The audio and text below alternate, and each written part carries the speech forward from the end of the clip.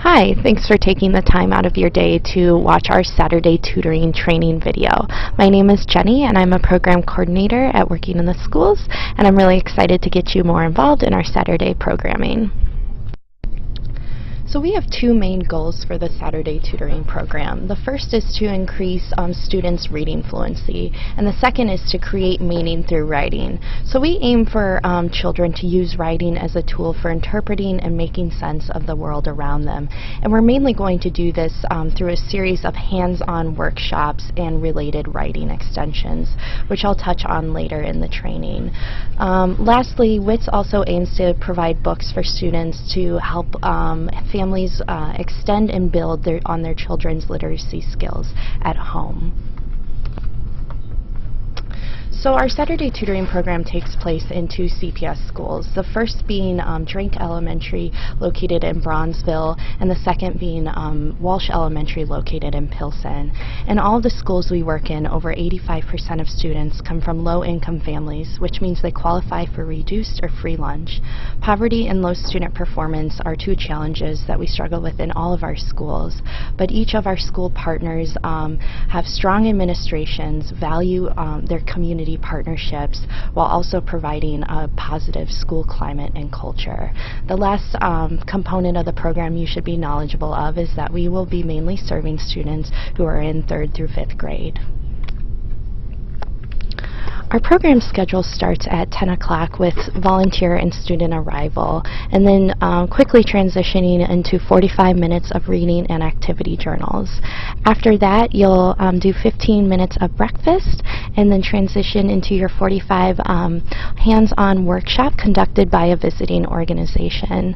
Once you complete the activity, you'll do a related writing extension for roughly 15 minutes, and then you'll say goodbye to your students. Of course, in reality, some students arrive later and some earlier. Attendance is an issue during the school week, and especially prominent in Saturday tutoring, in part because it's a free program and it's on the weekends. We do call all the parents the day before to remind them, but there's definitely no guarantee. There are going to be some sessions in which you may have to work with another student.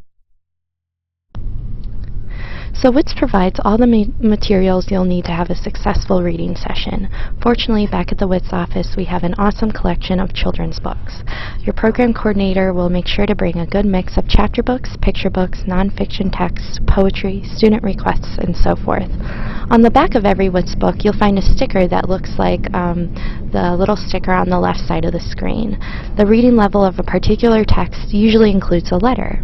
Reading levels go from A to Z, A being the easiest type of text and C being the most difficult type of text. We'll include a series of different levels that fall under the 3rd and 5th grade range. I'm going to ask you to disregard the reading level at first and allow students to choose text based on their interests. As time goes on, you'll become more familiar with your student's reading level, and you and your student can work together at the book bin to select texts that are even more appropriate.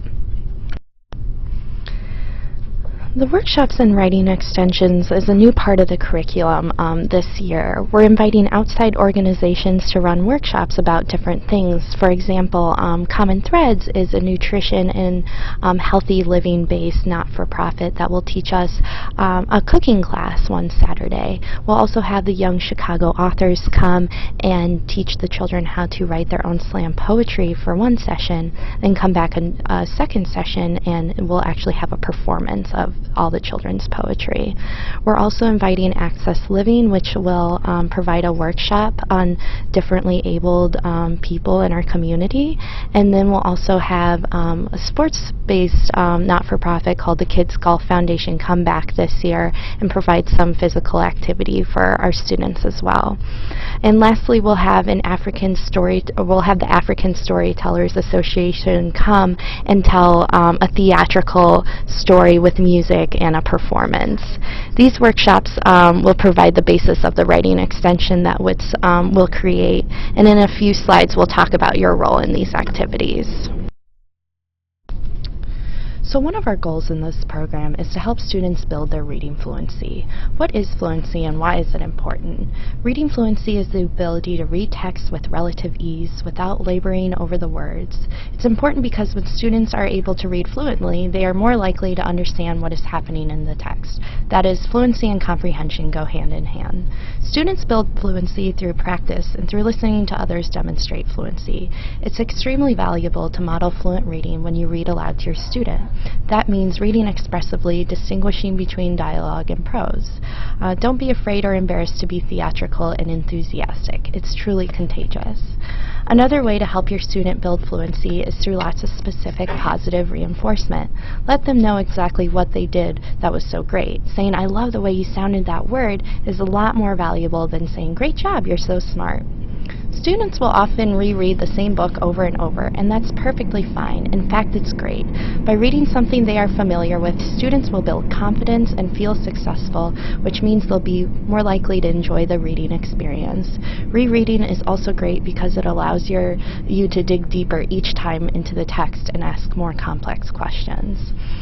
I want to emphasize that building fluency and reading confidence takes time. It's a process and doesn't happen overnight. It's also a process that benefits from students enjoying the act of reading. Your goal is to help students experience the joys of reading, to see reading not as a task to complete, but as an opportunity to explore their interests.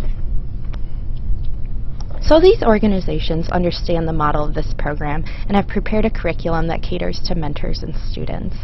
These are opportunities to explore new things together, which can be a really powerful vehicle for building a meaningful mentoring relationship, especially because some of these workshops may take both of you and your student out of your comfort zones. As the adult in this relationship between you and your student, your attitude will set the tone for your student's experience. The more open and enthusiastic you are about these learning experiences, the more open and enthusiastic your student will be. And we're quickly going to go over a few WITS policies. If you're ever suspicious of child abuse or neglect, please notify your WITS coordinator immediately. So this means that your child has verbally expressed to you that they have been physically abused, or if there are any physical marks or indications on their skin that they have been abused. Please go directly to your WITS coordinator, since abuse is definitely a time-sensitive issue, and also because your program coordinator is a mandated reporter and in close contact with the administrative staff. Also, the next two are just CPS policies. Please stay with the group. You should never be alone with your student in the school, and your program coordinator can take care of bathroom breaks if those should arise. Also, please do not contact your student outside of WITS, and please focus your attention during our sessions. So no checking your cell phones, because that can just be distracting for both our students and volunteers. Please do not give your student any gift or candy. Again, we'll be giving out books during the holidays and the end of the year, which is an opportunity for everyone to receive something. Also, if you have any questions or concerns or need to miss a session, please feel free to contact me or your program coordinator, whose information I'll send you later on. So the next steps is scheduling a 10-minute phone call with me, which is my contact information is here on the screen. Feel free to shoot me an email with 3 convenient dates and times to just discuss what you got out of our training and any questions, and we'll also talk about last-minute details before your first day. Also, you'll be filling out a volunteer agreement on site on your first day. Your program coordinator will have this paperwork for you. It's just a one-sheet form where you fill out your contact information so that we can input you into our database. Also, we need to have CPS requires fingerprints from all of our volunteers before interacting with their students, and I've included all the locations and the paperwork you need to take to the technician. If you have any questions concerning this process, we'll talk about this during our phone call, but a friendly reminder that fingerprints do need to be done before you join us on November 16th. Thank you again so much for taking the time to watch our training, and please remember to send me an email with some convenient times and dates to talk before your first day. Thanks again.